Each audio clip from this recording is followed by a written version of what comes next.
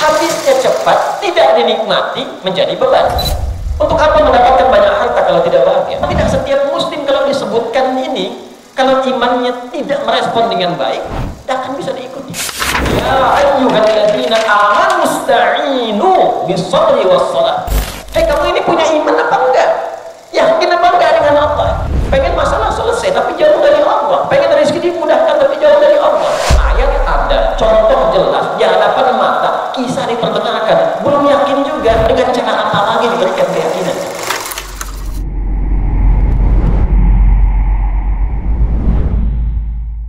Hadirin, bagi Anda sebagian yang mungkin tengah menempuh pendidikan, ada yang belajar, menuntut ilmu, menghafal, memahami, tahukah shortcut, jalan cepat untuk mendapatkan bimbingan Allah yang alim? Bukankah kita menyadari Allah Maha mengetahui, pemilik semua bentuk keilmuan? Maka Allah berikan jalan bagi Anda yang ingin shortcut, mendapatkan jalan pintas untuk cepat memahami. Sekali dengar langsung ingat, sekali mendengar kalimat langsung paham arahnya kemana, setiap menemukan rumus langsung mengerti bagaimana cara menyusunnya. Maka kerja keras dengan ikhtiar meningkatkan intelektual itu penting. Tapi ada jalan cepat yang Allah kehendaki untuk membimbing intelektual itu supaya mantap, cepat untuk memahami sesuatu. Penutup di ayat 282 di Quran surah kedua Al-Baqarah, dengan tegas Allah sampaikan, wattaqullaha wa yu'allimukumullah. Ketika Anda mampu mendekat kepada Allah dengan takwa, aku bimbing engkau, aku ajarkan padamu untuk mudah memahami apa yang akan engkau pelajari.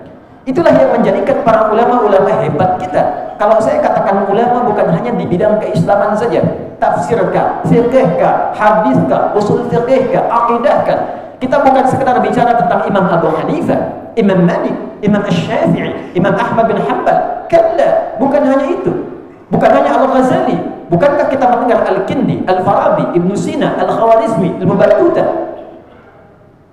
Siapa mereka semua? Begawan pengetahuan yang telah melahirkan bukan hanya karya, tapi menjadi pedoman yang sifatnya abadi, bahkan kajian-kajian yang bukan hanya di dunia Islam, bahkan di barat pun abadi sampai dengan kini. Siapa yang tidak kenal dengan Avicenna? Ibnu Sina itu. Siapa yang tidak paham dengan Ibnu Rushd? Averroes itu.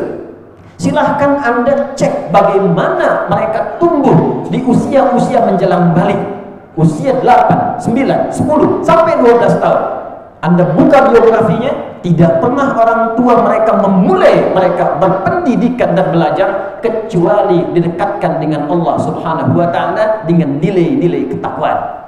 Itu yang menjadikan seorang Ibnu Sina belajar kedokteran bisa mendapatkan pemahaman yang cepat, bahkan sebagiannya otodidak dengan mengembangkan nilai dan pengalaman yang telah ia dapatkan sebelumnya. Siapa yang membimbingnya?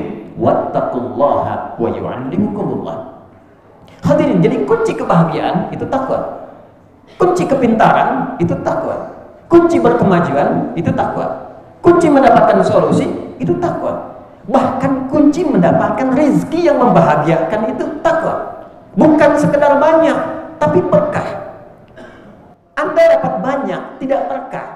Habisnya cepat, tidak dinikmati, menjadi beban. Untuk apa mendapatkan banyak harta kalau tidak bahagia? Tanyakan pada diri Anda memilih kaya tapi gelisah atau miskin tapi tenang? Semua pasti akan mengatakan kaya dan tenang. Karena dasar kehidupan yang pertama ketenangan.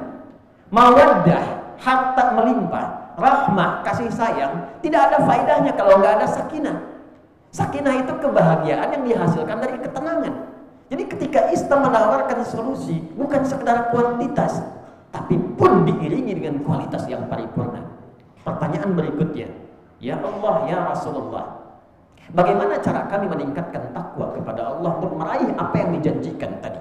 Dan dahsyatnya, sebelum ayat itu kita bacakan, Allah sudah tunjukkan tokoh-tokoh yang sukses mempraktekkan itu, yang bahkan kisahnya melintasi zaman, dibuktikan secara sejarah ada, dilihat napak tilasnya dapat dicari, bahkan bukti sebagian peninggalannya bisa didapati sampai dengan kini. Siapa yang tidak kenal dengan Uthman bin Affan? Siapa yang tidak tahu dengan Abdurrahman bin Auf? Cek mereka sebelum meningkatkan takwa, dengan setelah mereka meningkatkan takwa, berapa peningkatan aset yang didapatkan?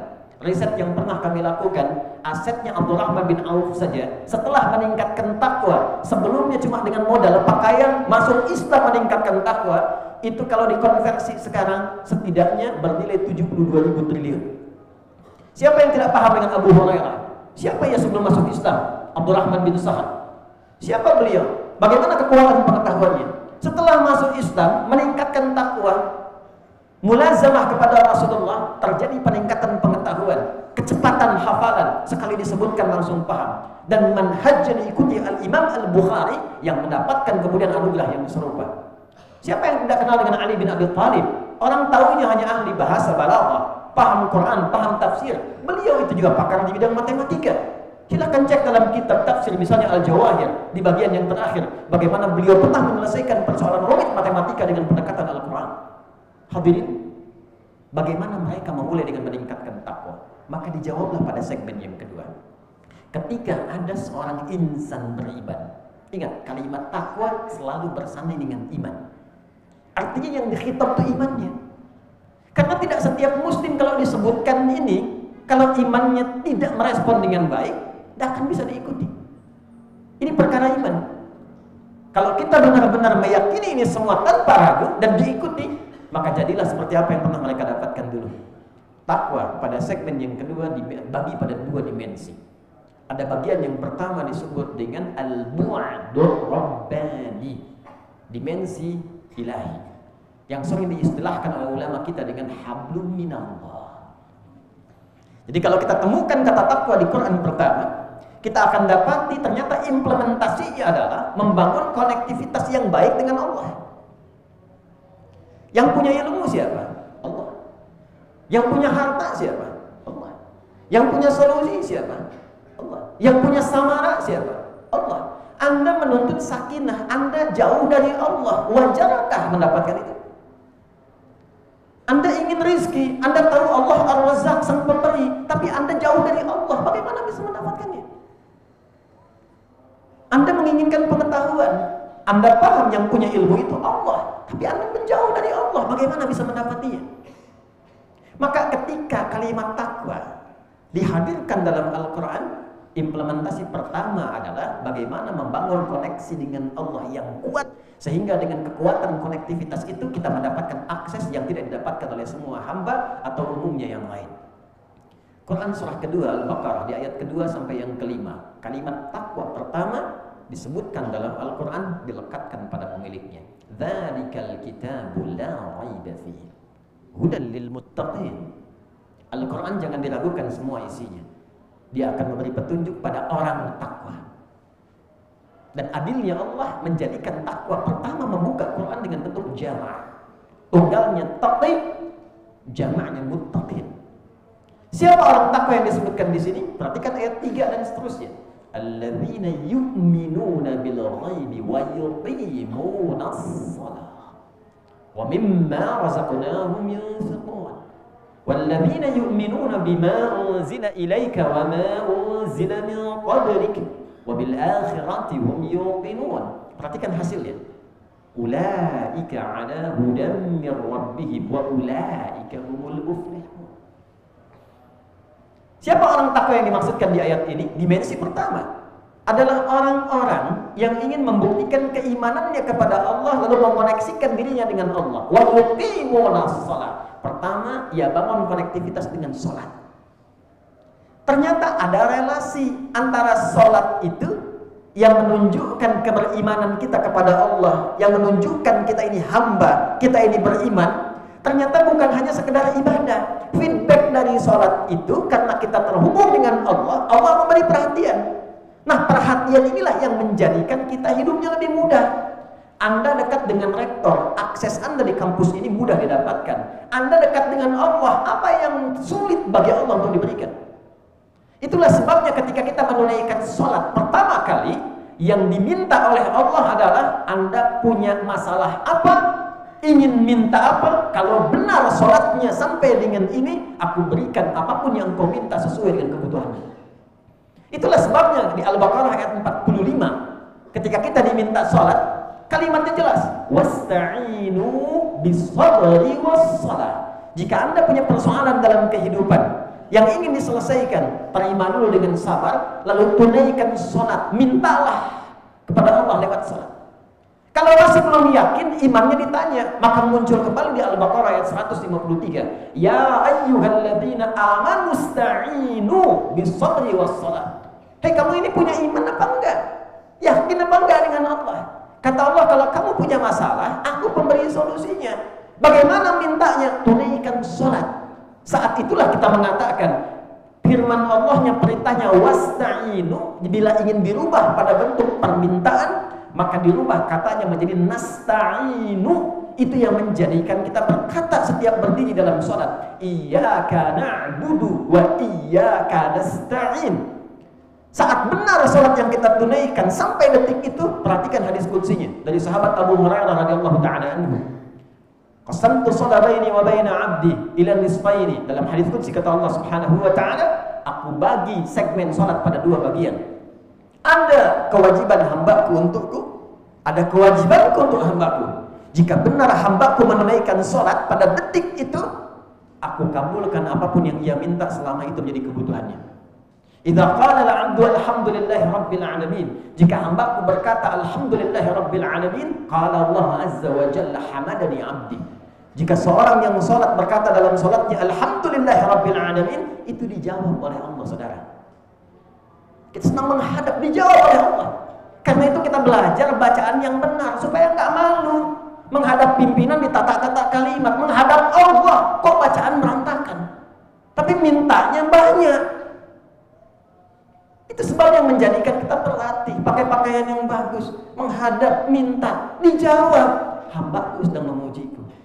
Idza qala al-'abdu ar-rahman ar-rahim, qala Allah azza wa jalla asna 'alayya 'abdi. Jika hambaku berkata Ar-Rahman Ar-Rahim, aku jawab, kata Allah, hambaku sedang menyanjungku. Wa idza qala al-'abdu maliki yaumiddin, kalau hambaku berkata maliki yaumiddin, qala Allah azza wa jalla majjadani 'abdi. Allah menjawab, hambaku sedang mengagungkanku. Perhatikan. Wa idza qala al-'abdu iyyaka na'budu wa iyyaka nasta'in. Kalau hambaku berkata, ya Allah, aku beriman dan aku buktikan keberimananku kepadamu dengan menyembahmu saat ini. Dan aku sedang punya masalah, dan kau maha tahu dengan masalahku. Aku mohon solusi darimu. Dijawablah, qala Allah azza wa jalla, Allah menjawab, hadza baini wa baina 'abdi wa li 'abdi ma sa'al. Ini perjanjianku dengan hambaku. Kalau hambaku benar salatnya sampai detik kalimat itu, aku kabulkan apapun yang ia butuhkan. Ini yang menjadikan semua nabi dan rasul itu, mereka pun salat. Kalau sedang ada hajat, mereka salat. Nabi Zakaria itu divonis fisiknya sudah sepuh, letih, rambut memutih. Istri divonis secara medis monofos dan maaf mandul. Secara medis gak mungkin, secara klinis mustahil. Apa yang beliau lakukan? Bangun menunaikan sholat. Quran surah ketiga Ali Imran ayat 38 sampai 39. Saat berdiri dalam sholat itulah minta kepada Allah. Hunalika da'a Zakaria rabbah, qala rabbi habli min ladunka dzurriyyatan thayyibah innaka sami'ud du'a. Beliau berkata, ya Allah, semua memvonis aku tak mungkin punya keturunan, maka aku abaikan mereka, aku mohon padamu yang tidak punya pernah batas dalam pemberian. Kalau ada orang mengatakan kepada anda, mustahil kamu dapat itu, gak akan bisa begitu, itu tanda pertama dari Allah. Abaikan semua pandangan itu, beralihlah kepada Allah, karena Allah ingin memberi tanpa campur tangan hambanya. Maka apa jawabannya? Fanadatul malaikatu huwa qa'imun yusalli fil mihrab. Dijawab turun malaikat, engkau akan punya keturunan, namanya langsung dari Allah, Yahya, yang mustahil menurut manusia. Ada bayi yang lahir dari rahim perempuan yang menopus dan mandul hidup, kata Allah tidak ada yang mustahil, jadi dan hidup dia. Kapan terjadi? Qaimun yusalli fil mihrab, sedang sholat. Ini yang menjadikan Nabi Musa sholat, Quran surah ke-20 ayat 14. Itu yang menjadikan Nabi Isa sholat, Quran surah 19 ayat 31 sampai 33. Itu yang menjadikan Nabi Ismail memerintahkan semua keluarganya sholat. Wa kana ya'muru ahlahu bis sholat, Quran surah ke-19 ayat 55. Semua Nabi Rasul sholat. Al-Kindi, Al-Farabi, Al-Ghazali, Ibnu Sina, Al-Khawarizmi, Ibnu Rushd. Apa yang mereka lakukan? Orang tuanya itu cuma ngasih dua. Dari sejak kecil sholatnya benar, hafal Quran, baca Quran. Riset membuktikan, seorang peneliti dokter berketurunan Maroko, tinggal di London saat ini di Inggris, meneliti orang yang mampu hafal Quran dengan cara yang benar, maka meningkat kecerdasannya 3 kali lipat dari orang biasa. Sekarang di Sydney, kalau ada sekolah Islam, tidak ada program Qurannya, itu sekolahnya nggak laku. Di Amerika sekarang, itu rata-rata orang Islam sekarang mengejar untuk bisa menghafal Quran. Sekarang mereka berlomba menciptakan hafid-hafid muda. Dan mereka belajar dari sejarah sebelumnya. Silahkan cek bagaimana Ibnu Sina bangun malam, menemukan ide-ide brilian. Siapa itu Ibnu Rushd? Siapa itu Al-Khwarizmi? Siapa Jabir bin Hayyan yang menemukan atom dari sudut pandang besi, Fe, Vero? Bahkan saat mengkaji surat Al-Hadid. Siapa itu Di Firnas yang mendapatkan inspirasi dari surat Al-Mulk, kemudian membuat prototipe pesawat terbang? Kita butuh orang-orang seperti mereka di era ini. Anda pengen lulus, IPK pengen paling bagus, sholat masih terlambat, tahajud gak pernah bangun, baca Quran bahkan belum bisa punya waktu, pengen tingkat paling tinggi dan pengen dikabul oleh Allah. Di mana logikanya? Dan Anda mengaku beriman, pengen masalah selesai tapi jauh dari Allah, pengen rezeki dimudahkan tapi jauh dari Allah. Ayat ada, contoh jelas di hadapan mata, kisah diperdengarkan, belum yakin juga, dengan cara apa lagi diberikan keyakinan? Itulah sebabnya tiap pekan kita dipanggil dalam Jumat. Hei, cek takwamu. Mungkin kesulitannya bukan karena belum pintar, belum takwa. Mungkin dengan Allah ada yang belum selesai urusannya.